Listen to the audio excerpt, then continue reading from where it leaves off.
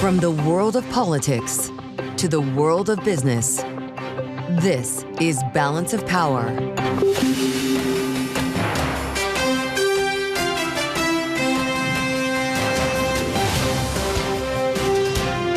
Live from Washington, D.C. Investment pledges abroad and tax cuts at home are in focus today. Welcome to Balance of Power on Bloomberg TV and radio. I'm Kailey Leinz, live in Washington, where Congress is going to be hard at work this afternoon and evening as key committees mark up their portions of the massive budget reconciliation bill that will look at Medicaid cuts and tax cuts. With Medicaid and SALT cap issues of particular focus, we'll have the latest with analysis from former House Ways and Means Committee Chair Kevin Brady this hour. Plus, we'll cast our eyes toward the Middle East, where President Trump is kicking off his visit in Saudi Arabia, touting investment pledges of $600 billion from the Saudi government. We'll have those details with Bloomberg's Tyler Kendall. Our political panel, Rick Davis and Jeanne Zaino, will weigh in and as well. And of course, it's also CPI data, that data coming in cooler than expected, and markets certainly are taking note. So let's check on those now as we get things going here. Charlie Pellet has a look at the trade from New York. Hey, Charlie. Hey, thank you very much. And here's what's going on. We have got the Dow lower, the S&P, NASDAQ. They are both advancing. Do want to begin with the year-to-date numbers. Big news today with the S&P 500 index back in the green for the year, showing an advance of 0.2%. The NASDAQ 100 index is advancing for the year by 1.1%. Today, NASDAQ 100 up 1.7%. NASDAQ Composite also up 1.7%. Keeping it all in context, your S&P 500 index up 0.9, but the Dow Jones Industrial Average is in the red, down 0.5% today, being weighed down by United Healthcare. Shares of UNH, they are plunging today. We got United Health off by just about 15%. Saudi Arabia's sovereign wealth fund is set to order 30 Boeing single-aisle aircraft as the kingdom lines up deals during President Trump's Middle East trip this week. Boeing shares, right now, they are up 3.4%. Rival Airbus, the ADR is up 1.9%. The 10-year, 4.48%, with the 2-year, 4.01%. Spot gold up $15 the ounce, up 0.5%. West Texas Intermediate crude now rallying 3%, 63.78 a barrel. And Bitcoin up 1.1%, 103,780 right now on Bitcoin. So again, recapping, the Dow Jones Industrial Average lower by 0.5%. S&P in the green for the year. For the year up 0.2% right now, higher by 0.9%. Balance of Power continues right now. And back we go to Washington. Once again, your host, there she is, Kailey Leinz. All right, Charlie Pellet, thank you so much. The S&P 500 in the green for the year.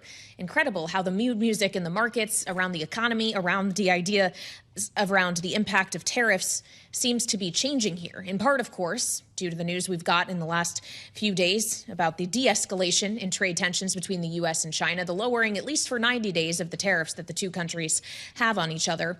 But then there's also the economic data to consider. CPI, which we got today, with just a 0.2% increase month on month, cooler than expected. Components where you thought a tariff impact might be starting to show up, like apparel or new cars, not doing as much as expected. And all of that seems to be feeding into the stronger risk appetite we're seeing once again today. But we want to dig into the details of that data now and turn to Bloomberg's Michael McKee, our international economics and policy correspondent. So, Mike, obviously the headline is one thing. The different components of the CPI data are another. Is it so much that the inflation data isn't as bad as expected, or that actually, or the tariff impact that is rather, or that it just hasn't shown up yet, that it was still too early? The political folks were calling this the not yet administration. We're supposed to see the economy slow, but not yet. We're supposed to see inflation rise, but not yet. And that's kind of where we are right now. The numbers today showed no real huge tariff impact. There are a few categories that might fit that narrative, but we haven't really seen the impact overall. And so That, I suppose, reassures people on Wall Street a little bit. I think it's more the fact that the Fed is not going to move one way or another based on this, and it doesn't set any course for the Fed because we know there are tariff impacts out there, and the markets can just look beyond the central bank and interest rates at the moment and focus on things like the reconciliation bill. Well, will PPI be any different of a story then, Mike? Does that have any bearing on the thinking of the Fed? Could we see more of a tariff impact in that data? Well, we could, and I would expect it, at least in certain categories. A lot of intermediate goods in the PPI that companies buy to make other things, that could show up because we did see a surge in imports in the first 3 months of the year as companies tried to front run the tariffs. So maybe some companies tried to raise prices anyway, even ahead of the tariffs. And certainly there are additional shipping costs if you're trying to bring in a lot of extra stuff. So we may see some prices rise in the PPI that will give us sort of a feel for how this might go. But again, it's not going to be something that occupies a terrible amount of space in Fed officials' minds because, again, they know that something's coming, but they don't know what. And so there isn't much they can say at this point other than we're watching. Well, and they're watching inflation expectations as well. We know, Mike, and when we consider the idea that inflation expectations, at least in soft consumer sentiment data, have still been going up, even if you aren't necessarily seeing it in the hard inflation data itself, does that have influence on the thinking of monetary policymakers? Because the risk is that consumers kind of perpetuate their own inflation with their thinking prices will keep going higher. That's it. That's a good explanation. We'll bring you to the next Fed News Conference, and you can help Jay Powell in that regard. I'll leave that to you, Mike. One of the follow-ons to that is that because we just went through this big inflation bout, that people's views on inflation are much more likely to be influenced quickly because they saw inflation rise so fast. So maybe the inflation being locked down or inflation expectations being stable, it may not be all that stable. They might break loose a little bit, become de-anchored if we get a report that would be really bad or some reason to think that inflation's going to go jumping up, which is a good preview for our 10 a.m. coverage on Friday of the University of Michigan's new inflation expectations data. And we know you'll be all over that coverage, just as you're all over CPI today. Michael McKee, Bloomberg International Economics and Policy Correspondent, joining us here on Balance of Power. Thank you so much. Now, we haven't heard much from President Trump regarding the inflation data today, though he did talk about the U.S. economy plenty when he spoke at the Saudi U.S. Investment Forum in Riyadh earlier today. It's just one portion of multiple days he'll be spending in the Middle East as he touts specifically new investment from the countries he's visiting. Qatar and the UAE, of course, coming later this week, but Saudi Arabia kicking things off. And the White House says the Saudis have made $600 billion in investment pledges into the United States. But we didn't know that was coming already. With the details, Bloomberg's Tyler Kendall is joining me in our Washington, D.C. studio. So we knew about the $600 billion, but the Saudis are saying they're going to try to take it up to $1 trillion, which really was President Trump's goal. That was his original pledge that he had wanted the Saudi Crown Prince to make. I was actually there back in February in Miami at the FII summit backed by the Saudi Wealth Fund, where President Trump made a very similar speech to what we heard today, asking for upwards of $1 trillion in investment. Now, we should be clear that the Saudi Crown Prince at the time of President Trump's inauguration did pledge $600 billion over 4 years, but we are starting to get some of the new details today where those initiatives might end up going. And of course, Saudi Arabia has really been at the forefront of a few different policy priorities for this administration, but perhaps most pertinent to our conversation is this big push by this Trump White House when it comes to foreign direct investment and to shore up the capital to make good on some of these promises to boost domestic manufacturing in particular. And you'll listen here, you'll hear it here. President Trump outlined some of the recent commitments that he's been able to get.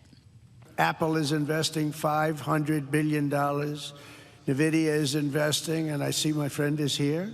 Jensen, that's very good, wherever you may be. I thank you very much, because he's putting in $500 billion. TSMC is investing $200 billion, and with this trip, we're adding over $1 trillion more in terms of investment.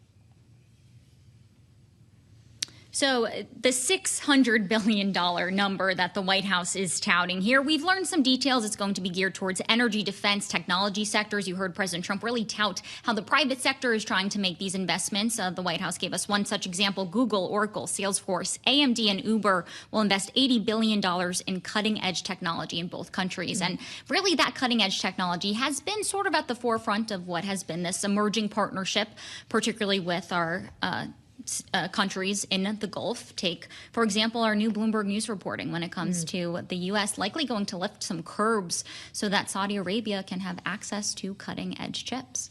So obviously a lot of this is about business. It's about finance. But some of this is about geopolitics as well. We heard plenty from President Trump in that regard when it comes to Iran, when it comes to Gaza, Lebanon. Also, interestingly, Syria, saying he will order the end of sanctions on Syria as he and others from the administration get ready to actually meet with Syrian officials on this Middle East trip. That was unexpected. Unexpected, as well as what you're alluding to here, which is that it's our understanding that President Trump's going to meet with new leadership in Syria while he is in Saudi Arabia. Of course, there has been a leadership change in Syria. And Bloomberg Economics actually has a really great analysis looking at how that has shifted dynamics, including between the U.S. and Turkey, just as there is new leadership in the region. And President Trump really does want to tout his credentials when it comes to peacemaking and show that he can help to wrangle down these conflicts in that area. It's important to note that he also touted how Saudi Arabia has served as that mediator when it comes to the Russia-Ukraine war. And we know that that really was where those talks kicked off between the U.S. and Russia to try to get to the point today. Of course, we're looking towards later this week, whether or not any progress is made. We know Zelensky, of course, is heading to Turkey. And we learned in this speech that Secretary of State Marco Rubio will be there as well. Yeah, not President Trump himself, as he had teased yesterday that might be happening. Bloomberg's Tyler Kendall, thank you so much for joining us with the latest out of the Middle East. And we want to get the latest out of Capitol Hill now as well, because there is some key action taking place on the Hill later this afternoon. The one we're focused on, in large part here on Bloomberg TV and radio, is the action that will come in the Ways and Means Committee. Their markup of their draft tax bill released last night, scheduled for 2:30 p.m. Eastern time. And of course, that bill does a lot of things. It makes good on some key campaign promises from President Trump, including, of course, an extension of the 2017 tax cuts. No tax on tipped income or overtime, at least until 2028. It raises the endowment tax as high as 21%. It doesn't create a new tax bracket for the wealthy, creates some deductions for auto loan interest, something else President Trump wanted to see. And of course, it lifts the SALT cap to $30,000, up from the current $10,000. The thing is, that's not enough for a lot of those Republican members who live in blue salt states like New York, including one Republican Congressman Mike Lawler of New York, who I spoke with about this on Balance of Power last night. This bill, as written, with a $30,000 cap for those making under $400,000, is just woefully inadequate. And so, no, this does not have my support. It will not have my support. And if this bill comes to the floor for a vote, I will vote no. For more, we turn to someone who has experience with navigating tax packages like this and markups like the one that will take place today. As the former chair of the House Ways and Means Committee, Congressman Kevin Brady, Chairman Kevin Brady, is joining me now. He's now spokesman for the Alliance for Competitive Taxation. Welcome back to Balance of Power, Mr. Chairman. When you look at this package as a whole and the many different components in it, is its biggest weakness potentially this lower than expected lift to the SALT cap, at least for these SALT members? Could that actually tank this entire thing? It could, Kailey. Good to see you. So it is a big day in Washington, D.C. When the tax bill gets introduced, while it's not the final step, it is a huge step. So starting today in about an hour, we're going to see the Ways and Means Committee take this bill up, address amendments, ultimately pass out, hopefully sometime late tomorrow. And it's a big step. So the president should be pleased here. Certainly his priorities, as you pointed out, making so much of the Tax Cuts and Jobs Act permanent, preserving and improving upon the middle class tax cuts, keeping that small business deduction, the first time we've ever created that, 2017, and expanding it some, I think very important as well. His priorities, as you pointed out, about $300 billion in tax relief on tips and overtime for Social Security, and some help on car loans for American-made autos. All, I think, big priorities for him as well. Certainly, to your point, the spending savings number is still up in the air, going to be a big part of this. The SALT number is still up in the air as well. I'm confident they will find a common ground here, but I would just point out in 2017, only 8 counties in all of America had an average SALT deduction of more than $30,000. Today, it's gotten somewhat bigger, but the point being, you are, devoting about $300 billion or so to a relatively few number of counties, to a few number of taxpayers. And obviously, for both the president and tax writers, they're trying to juggle that against the numbers, the cap they have on deficits here, and also the fact that what they're doing in middle class families and small businesses, all that's hugely expensive. So yeah, there is a lot more conversations to be had, both as it goes to the floor next week as scheduled, and through the Senate. Still a lot of work left to be done. Well, and when we consider the price tag of all of this, the Ways and Means Committee had a $4.5 trillion cap, essentially, to the revenue that could be lost over the next decade as a result of this policy. And the Joint Committee on Taxation says it actually is only going to result in $3.7 trillion in lost revenue. And I wonder if you see that as by design, that they purposefully left themselves some margin to work with on some of these issues. I think so, and for 3 reasons. They don't know yet what that spending number is going to be at the end of the day when it goes to the Senate. That's, Kailey, so key, because it's not only the key to passing the bill, it's to unlocking the Senate baseline, which allows tax writers to make more of these tax cuts permanent. So savings number is really big here. Again, they haven't finished out the SALT issue. They're very aggressive in the House on the Inflation Reduction Act. So as that moves through to the floor and through the Senate, there may be some changes there. So I think it was wise for them. And obviously for the fiscal conservatives, this is an effort to bring them into the fold here. So I think it was, they were using some good strategy and good thinking in introducing this bill. I also wonder, as we consider our audience here on Bloomberg TV and radio, how you think the corporate community should be looking at this package as a whole, knowing there was a lot of conversation around sea salt in particular. Sea, not like sea salt, like SEA salt, but like corporate state and local tax deduction. I feel like for some reason I have to make that clear, Mr. Chairman, but the sea salt conversation, the question around whether or not they would try to close the carried interest loophole, which they did not. Is this actually the best kind of package corporate America could have hoped for, short of bringing down substantially the corporate tax rate itself? Yeah, so I think to your point, yes. I think for corporations, large or small, keeping that corporate rate as it is, not making permanent, but fully restoring those 3 tax provisions, so key to innovation and competitiveness, like research and development, in full and immediate expensing. I think 5 years is what was in the bill. I think people would love to make that permanent, but that's a big step by itself. In the international tax space, which is where we made sure in 2017 our U.S. companies could compete and win anywhere in the world, including here at home. And when they succeeded bringing those profits and investment back to the United States, the tax writers avoided any tax hikes there, and I think sent a strong signal to our foreign competitors that their global tax is not going to impact our pro-growth tax areas. So from that standpoint, I think it was very strong. Certainly there aren't corporate SALT restrictions in there, which would have would have effectively been a backdoor approach on the corporate rate and increase there. I think there's satisfaction there as well. I think there's concern on the pass-through side, restrictions on their ability to work around the SALT cap. I think everyone's trying to digest who's impacted by that and to what degree. Certainly conservative heard raised today, but again, tax writers are trying to find that balance, and there will be changes made in this bill as it goes forward.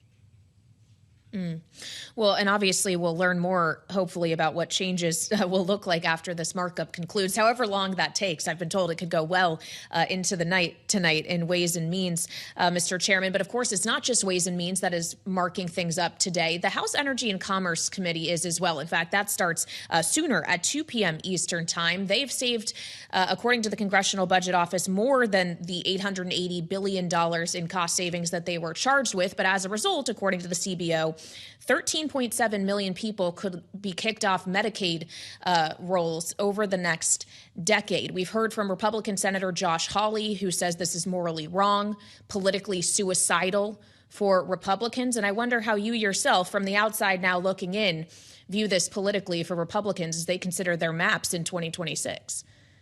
So I will tell you from my experience with Congressional Budget Office in 2017 on healthcare, their estimates of who is kicked off or kept on our healthcare programs is usually woefully wrong and off by millions. And in this case, I am skeptical about the conclusion. So if you look at what the reforms for Medicaid are, so who might lose their coverage? Those who are ineligible to be covered by Medicaid, those who are here undocumented and should not be eligible for Medicaid, able-bodied Americans, mainly men, who are capable of working or going to school or volunteering 20 hours a week. Certainly, if they want to stay on Medicaid, they can take those steps to do that. And then those who are impacted perhaps by reforms to the payment system. As you know, the way we fund Medicaid, it doesn't go to where people are at. It goes where matching funds are at. States have gained that to a pretty large degree. So if you look at the real reforms in Medicaid, it's hard to agree with that number of 13 million. And frankly, a number of those individuals, frankly, aren't eligible for Medicaid in the first place. Okay, so perhaps you don't think this will be quite as politically suicidal as Senator Hawley is characterizing, if indeed the people affected are not as high in number. But I do wonder, it's not just Senator Hawley. There were a number of moderates who were concerned about this as well. Add those moderates to the people in the SALT caucus who are willing to die on the hill of the SALT cap with the fiscal conservatives in the House, the likes of Chip Roy, for example, who are saying spending cuts are not going far enough. As it stands right now, do you see the votes as being there on the House floor, knowing you expect this legislation to change, but just how hard with this narrow majority is it going to be to pass even changed legislation with all of these various factions who want different outcomes? Well, ultimately, yes, I do believe it'll pass the House and ultimately the Senate, and I think it'll be done by that August 1st timetable for the debt ceiling issue. But will it be difficult at every step? Absolutely. It was in 2017. It will be now, especially with such a near zero majority. But everyone knows this. Everyone's staying at the table. The speaker, the committee leaders, the leadership, constant meetings with lawmakers, just as we did in 2017. And so, yeah, there are difficult challenges left. But ultimately, at the end of the day, I'm confident they'll get where they need to be on time. All right, Mr. Chairman, good to have you, as always, especially on a day like today. The former chair of the House Ways and Means Committee and as spokesman for the Alliance for Competitive Taxation, Kevin Brady, here with us on Balance of Power on Bloomberg TV and radio. And we still have more coming up. We'll turn back to President Trump's visit to the Middle East in just a moment. But we also want to check in on these markets because the rally is continuing. We're actually positive for the year on the S&P 500. Charlie Pellet, every time you say it, I do a double take. And that's precisely why I say it, Kailey, Leinz. Let me throw in the NASDAQ 100 index as well, not just positive on the year, but showing a gain right now of 1%. Right now, we have got the S&P gaining by 0.9%, up 0.3% on the year. The Dow, though, in the red, down 0.3. NASDAQ up 1.7%, still negative on the year. NASDAQ, the composite index, down 1.5%, but the NASDAQ 100 index, to be sure, up by 1%. We've got the 10-year currently yielding 4.48%, the 2-year 4.01%. Right now, we have got spot gold trading higher by $9, up 0.3%, $32.45 the ounce. A rally for West Texas. Intermediate crude ripping higher by 2.9%, $63.75 a barrel. And Bitcoin up 1.2%, 103,917 on a Bitcoin. Coinbase Global, the largest U.S. cryptocurrency exchange, is going to be added to the S&P 500 index. We are looking at the stock trading higher. Coinbase surging now by 22%. Coming out of the S&P 500 index, Discover Financial, it's being removed as it's being acquired by Capital One Financial. Capital One up 1.2%, Discover up by 1.4%. A number of headlines, developing stories at this hour. We begin in the sports world with the NBA's Portland Trailblazers being put up for sale. The Trailblazers selected Allen & Company as investment bank for the sale. In New York City, a federal judge has ordered New York officials to hand control of the city's troubled jail complex at Rikers Island to an outside manager. And the New York Times is reporting that Robert Shapiro, the man who made NutraSweet, a household name at Monsanto, has died at age 86. Again, the S&P positive on the year, up now by 0.3%. Balance of power continues right now. Back we go to Washington, and once again, your host, here she is, Kailey Leinz. All right, Charlie Pellet in New York, thank you so much. I am indeed Kailey Leinz in Washington, where President Trump is not today. He is in the Middle East instead, the first of a three-nation visit to the region being Saudi Arabia, where he touted today investment pledges made by the Saudis into the United States, although we knew about them largely already, to the tune of $600 billion. The Saudi Crown Prince Mohammed bin Salman promising to try to get that number to the $1 trillion mark that President Trump has been seeking for some time now. And of course, President Trump had some kind words for the Crown Prince, viewing him as a friend, as a strong partner, to use his characterization, as we heard him speak at the Saudi-U.S. Investment Forum in Riyadh. But he also had plenty of words for the not friends, shall we say, talking specifically about Iran and how he wants to make sure that they never have a nuclear weapon, but also his hope that Iran won't necessarily be on his list of enemies forever. I have never believed in having permanent enemies. I am different than a lot of people think. I don't like permanent enemies, but sometimes you need enemies to do the job, and you have to do it right. Enemies get you motivated. In fact, some of the closest friends of the United States of America are nations we fought wars against in generations past, and now they're our friends and our allies. I don't know if our political panel has any permanent enemies they'd like to discuss, but maybe they do want to discuss President Trump's trip to the Middle East. So we turn to them on that note. Bloomberg Politics contributors Rick Davis and Jeanne Zaino are with me. Rick Davis is Stonecourt Capital partner and Republican strategist. Jeanne, are Democratic analyst and senior democracy fellow at the Center for the Study of the Presidency and Congress. Rick, obviously he did take some time to talk about Iran. He talked about Syria and relieving sanctions on Syria, Lebanon, Gaza. He did hit areas in the Middle East in which obviously there is ongoing geopolitical conflict. But we've said from the beginning that largely this trip is about the money. Is walking away from Saudi Arabia with $600 billion in investment pledges that the Saudis actually had already announced enough of a win? I think it's a good backdrop for the trip. I mean, obviously, he brought a lot of business executives there to try and foment their own transactions, which I'm sure they're going to be well received. You got to remember, the entire Saudi Sovereign Wealth Fund, PIF, is only $1 trillion.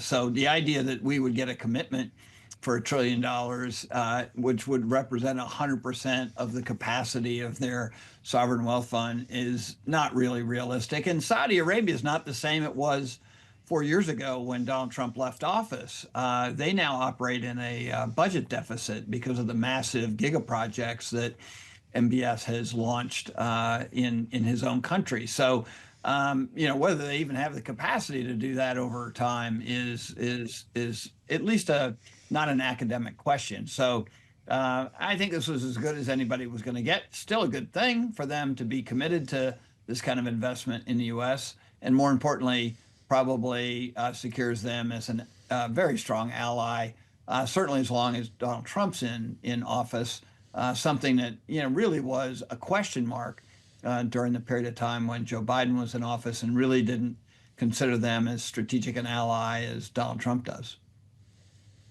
Well, when we consider these alliances or these partners potentially in the Middle East, Jeanne, knowing it's not just the Saudis he's paying a visit to, but Qatar and the UAE as well, how does it play at home, the U.S. drawing closer to these countries, bringing in dollars from these countries?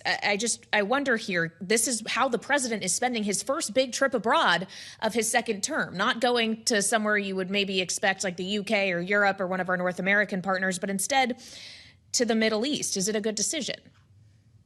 You know, it's his first trip and his first administration was also to the Middle East. And I think while Americans may not pay as much attention to what is going on overseas, the way we obviously do what is going on in our own country, the fact is, I think it is a smart move for the president. There's not only the investment and business components that you've been talking about, but the strategic importance of the Middle East today, even more critical today than it was when he was first president. I mean, if we just reflect on the conflicts in the world today, whether that's Russia, Ukraine, Gaza, Hamas, Israel, Pakistan, and India, these countries, the three he is visiting on this trip, have been key to resolving or trying to help the U.S. resolve those conflicts. And so from that perspective, in addition to all of the monetary aspects of this, the strategic importance of these places in the Middle East today is critical. And so I think that's so important. And Kailey, I was so happy you started with Iran, because I thought this was the most interesting thing the president said today, which I saw as a warning to Iran. U.S. Donald Trump are being pressured by Israel to go a different route with Iran. And he is warning them that he could consider the bombing they've been talking publicly about if they don't come to the table for some kind of renewed deal on the nuclear program. So I'm really interested to see how that statement he made today lands in Tehran. Well, absolutely. And when we consider it's not just Iran he wants to deal with, but some of the Iranian proxies that are engaged in conflict like Hamas in Israel, to the point Jeanne was making, the president did talk, Rick, about wanting to be a peacemaker, how that is one of his primary goals in his second term as president. He also was speaking specifically to Saudi Arabia, talking about how much he wants them to join the Abraham Accords. He called it his dream. Is this also a U.S. president that we see in live pursuit of a Nobel Peace Prize? Yeah, he's not made it a secret that the two major things that he would like to accomplish in his term is make America rich again and win a Nobel Peace Prize. And I don't think that's a bad motivation. He's invested a lot of his own administration time and his time personally in trying to get a deal in Ukraine, although that seems to be a bit far off. He's pressured Bibi Netanyahu in the Middle East, and he has used this carrot and stick approach with a lot of regimes, basically saying either you're going to clean yourself up and become a part of the world community, or I'm going to use the stick on you. And so far, nobody has challenged that claim. They've pretty much found ways of playing inside his sandbox. And it'll be interesting to see if Iran does the same, because they do know that both the U.S. and Israel have the capacity to disrupt their ability to produce fissile material. And, do they cut a new deal? And the reality is the fact that Trump is offering one, they have to be scratching their head in Tehran going, this sounds just like the Biden administration. Take the deal. It's definitely going to be better for Iran and for the rest of the world if they do. Well, I'm glad you raised Ukraine as well, Rick, because we also learned from President Trump in his speech that after teasing yesterday the suggestion he himself might go to Turkey on Thursday to join the Ukrainian President Volodymyr Zelensky in potential peace talks with Russia that we weren't sure whether or not Vladimir Putin would show up to, he said instead it's Marco Rubio that will be going. Do you see that, Jeanne, as the president in advance trying to save face in case Putin is a no-show and the whole thing turns out to be underwhelming? Yeah, I think it might be. I thought all along it would be too early for the president to join. While it would be amazing to see all three of those men in the same room, if we could get a glimpse of it, I thought it would be too early. And I do think it may be a sign that, as we sort of indicated and thought, that Putin may not go there. And of course, then this leaves us exactly where we were. And this, of course, is another of the president's commitments on the campaign trail that he's having trouble getting to. Not surprisingly, he overpromised and is under-delivering, and you can see the frustration. And that's why I think he tends to these business deals, because he feels like he can have more luck there than he could on the geopolitical side in these really difficult conflicts. Rick, we just have a minute left, but can Secretary of State Marco Rubio and Vladimir Zelensky make progress themselves in Turkey, even if Russia is not at the table? Well, I mean, Russia's got to be at the table to make progress. It doesn't have to be Vladimir Putin. They've got a team that have been negotiating with the U.S. over this for some time. And you'd never have the principals in a meeting if you didn't already have a baked deal. So the idea that all three of them are going to go and actually hash it out is just not realistic for where we are as nation states in the world today. So hopefully they'll make progress to the point where they can actually start talking about having the principals meeting. And that would indicate for the first time, I think, since they started this process, that they may be nearing something that would look like a deal. All right, a reality check from Rick Davis alongside Jeanne Zaino, our political panel on this Tuesday. Thank you, as always, for joining me here on Balance of Power. And still ahead, we'll cast our eyes toward the economy after today's inflation data. Cooler than expected CPI, perhaps not as much pain from tariffs as feared being felt, at least yet. We'll get into those details with Kitty Richards of the Groundwork Collaborative. Much more still ahead here on Balance of Power on Bloomberg TV and radio. It's 1:40 on Wall Street. We do check markets all day long here at Bloomberg. We have got stocks pushing higher with the S&P 500 index very close to session highs, up 1% right now with the S&P advancing 58 points. Year to date now, we have got the S&P showing a gain of 0.4%. So back in the green for 2025. The NASDAQ 100 index also is positive for the year, now up by 1.1%.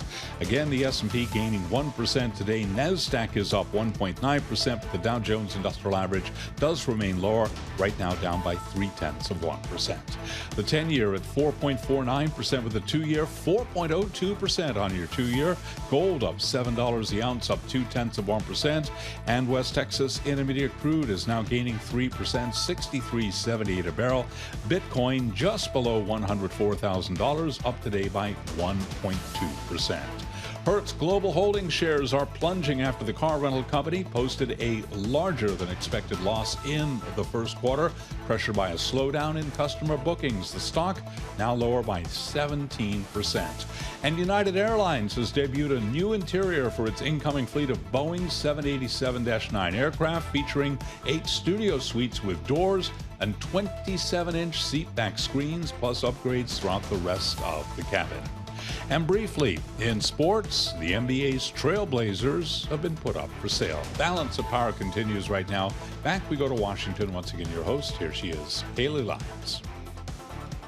All right, Charlie Pellet in New York, thank you so much. I'm Kailey Leinz in Washington, where we've been keeping a close eye on the Middle East today, Saudi Arabia specifically, where President Trump spent his day speaking at the Saudi-U.S. Investment Forum in Riyadh, and a number of different issues, of course, many of them targeted at the Middle East, geopolitical conflicts there that he would like to see end, investment he would like to see coming from the region into the United States. That's a big part of what this trip is all about. But we heard plenty about other things, too, including his tariff policy. The president actually took time to call out the agreement that was reached just days ago with China, calling it a breakthrough, talking about how China has agreed to open up to the U.S. for trade, though noting China still has to do that.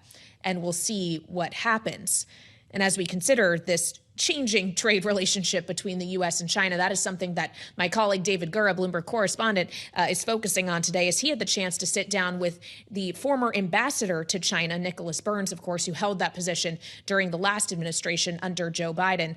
And David Gura is joining me now. David, I do wonder the ambassador's thoughts about what we have seen from honestly, since President Trump took office and the fentanyl tariffs almost immediately went into effect against China and others through Liberation Day to where we are now? Well, he's watching it with great interest, and thanks for having me, Kailey. As you might expect, and this was one of the hardest jobs in government when he had it, right on the heels of COVID, having to navigate a very much changed China. And we talked a lot about that, about what the landscape looked like while he was there and the work that he did to kind of rehabilitate that relationship after the first Trump term, the work he did to try to secure a new line, a conduit of communication between Washington and Beijing. And we talked about what's happened since he left government. So his last day was on January 20th. He came back to Boston. He's now a professor at the Harvard Kennedy School and has been watching all of this happen from afar. And as you suggest, and that's where I began the interview, just asking him sort of how he watched what unfolded in Geneva over the course of the weekend, and if he sees what occurred there, the outcome of that meeting, as a positive step. Let's take a listen to what he had to say. Well, first of all, I start from a first principle, and that is that China's been the largest and most important disruptor in the global trade system for about 3 decades right now. There's a reason why the United States and many other countries around the world have placed tariffs on China. China's manufactured exports in particular is because China's been dumping them around the world below the cost of production. And it's been a killer for jobs, both in the United States historically in the last several decades, but also around the world. You have a situation now where Turkey and India and Brazil and Colombia and Mexico and Canada and the United States and the European Union have all put tariffs on China. So I have a degree of sympathy for the situation that President Trump and his team inherited, which was a situation that we left when I left in mid-January as ambassador to China. President Biden, a year ago, in May 2024, placed 100% tariffs on Chinese EVs, 50% on semiconductors, 25% on lithium batteries. So the root of this problem is China and Chinese trade policy. The Chinese are trying to act now. You saw it in the statements over the weekend from Vice Premier He Lifeng, is that they're the innocent party, that they're the victim of this trade war by President Trump, when in fact, and that they're the responsible party, when in fact the reality is quite different. I think it's important to set the stage. Having said that, these are going to be very, very difficult negotiations over the next 90 days. I think in the end, self-interest and logic will prevail. Both sides need an agreement. It was encouraging to hear Treasury Secretary Scott Bessent say that they had agreed in principle they don't want to decouple these two economies. Last year we had a $642 billion two-way trade relationship in goods and services with China. China's our third largest trade partner. About 1 million American jobs depend on trade with China. Upwards of 20 million manufacturing jobs in China depend on trade with the United States. So neither country can afford to sunder the economic ties and the millions of interactions that our private sector has had with the Chinese economy over the last 40 years. And I think in the end, there will be a trade agreement. But getting there, I think, is going to be extraordinarily difficult. And I asked him sort of how he sees these next 90 days playing out. And he said there's going to have to be a lot of urgency and a lot of alacrity on the part of both the U.S. And China as they try to have that sort of consultative mechanism, as the Treasury Secretary put it, go into effect, kind of maintain the level of dialogue that they had over the course of the weekend.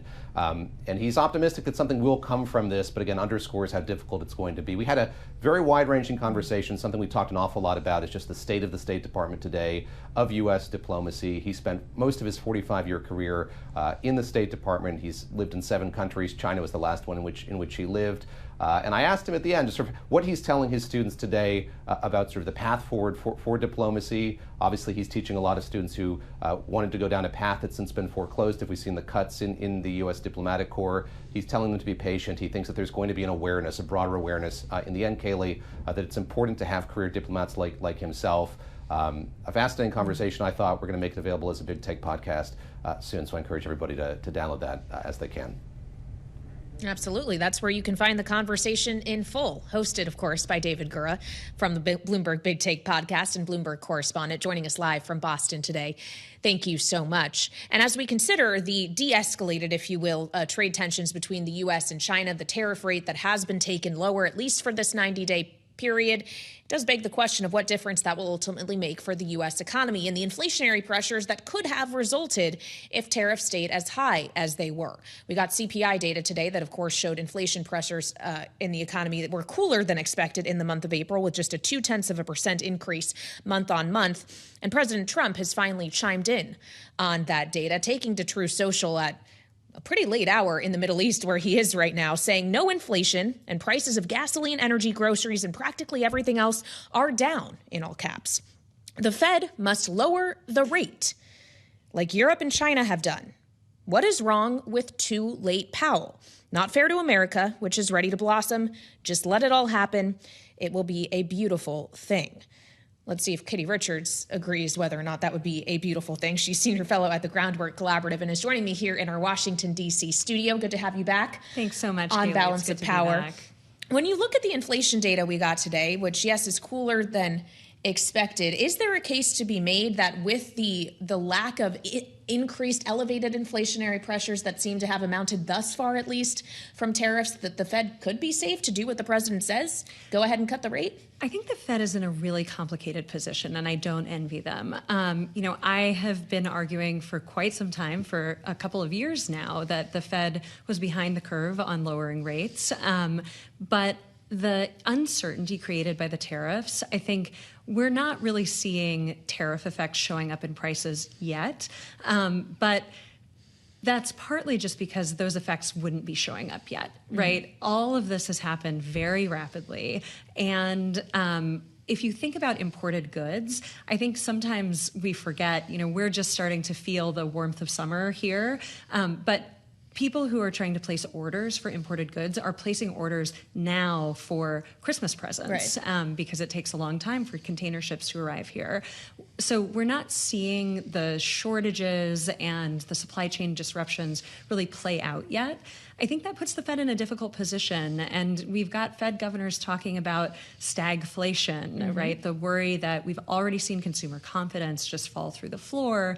And if we start to see demand being reduced at the same time as we're having these supply problems, we could be in a really difficult position for managing both inflation and unemployment. Well, to that point, is the lagged effect, the time of the lag, the same for what could happen in consumer demand and in the labor market as it is for when it shows up in inflation data? I'm just wondering what triggers the Fed first. I think that's a really good question, and it's hard to say how that's all going to play out. I do think it, as has happened every month for a couple of years now, one of the big standouts in the inflation report was high shelter inflation. Mm-hmm. Housing costs are continuing to go up and up.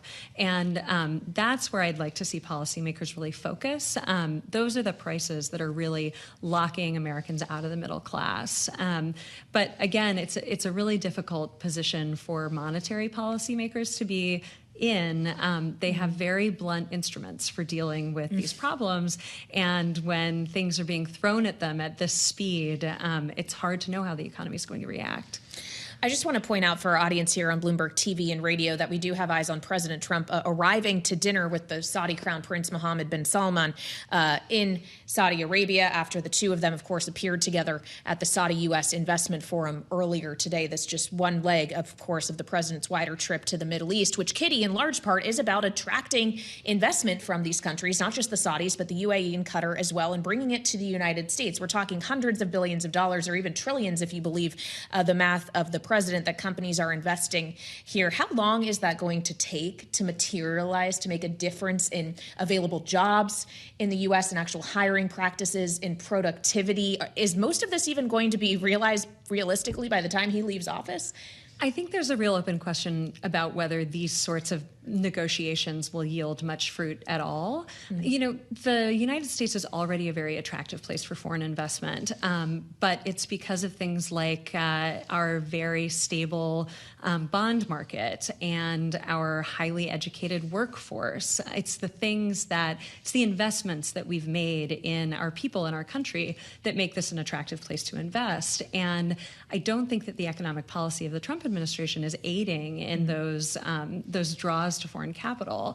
The other question is, even if there is additional investment, how will that actually translate for workers and families? And that's one of the things that I think is often missed in the conversation about the tariffs, especially, that if your goal is to reshore manufacturing and bring back good, strong American jobs, you have to have worker power and worker protection to ensure that that happens. Otherwise, things like tariffs, we saw this during the supply chain disruptions during the pandemic. Supply chain disruptions become just another opportunity for powerful corporations to price gouge. They don't have to share those profits with their workers. We saw corporations turning in record profits over and quarter after quarter during a time where prices were skyrocketing and wages were barely keeping up. And so, if you think about an economic policy that is trying to center that sort of revival of the American working class, we're really missing some pretty important pieces. And in fact, on the other side of town, we've got Capitol Hill marking up. Right. That's what I was going to ask you. Big bills that are going to, if Republicans in Congress have their way, Trump's big, beautiful bill is going to kick millions of people off their health insurance, increase health insurance costs for millions more by an average of $700 a year, and also hand out more tax breaks to multinational corporations for their overseas profits. So if you're trying to bring investment and jobs into the country, it's really hard to see how this pencils out with the tax bill. We have less than a minute left here, Kitty, but you also have no tax on tipped income or overtime until 2028, an expansion of the child tax credit that people can claim. Are there not good things in here for the American working class? So I think no tax on tips and overtime is a really perfect example of something that it sounds like you are talking about working class people, but the fact of the matter is, if you work in a restaurant and are a waitress and trying to make ends meet with your family, you're going to get pennies out of no tax on tips. Whereas if you are a fancy consultant who's able to reclassify your income as gratuities, which, let me tell you, there's going to be a whole law practice that springs up around how to do that. You could get tens of thousands of dollars out of this. So there are a lot of these Trump tax cuts that are really Trojan horses for tax cuts for the wealthy. All right. Kitty Richards of the Groundwork Collaborative, thank you so much. Rounding things out here on Balance of Power. I'll be back for more in the late edition at 5 p.m. Eastern Time, and Bloomberg Business Week Daily is straight ahead. They'll have more with President Trump live in Saudi Arabia, dining with the Crown Prince Mohammed bin Salman, as we see live here on Bloomberg TV and on YouTube and radio as well. Thanks for being with us on this Tuesday. And make sure to subscribe to the Balance of Power podcast. Get it on Apple, Spotify, wherever it is you get your podcasts. Plus, listen anytime on Bloomberg.com.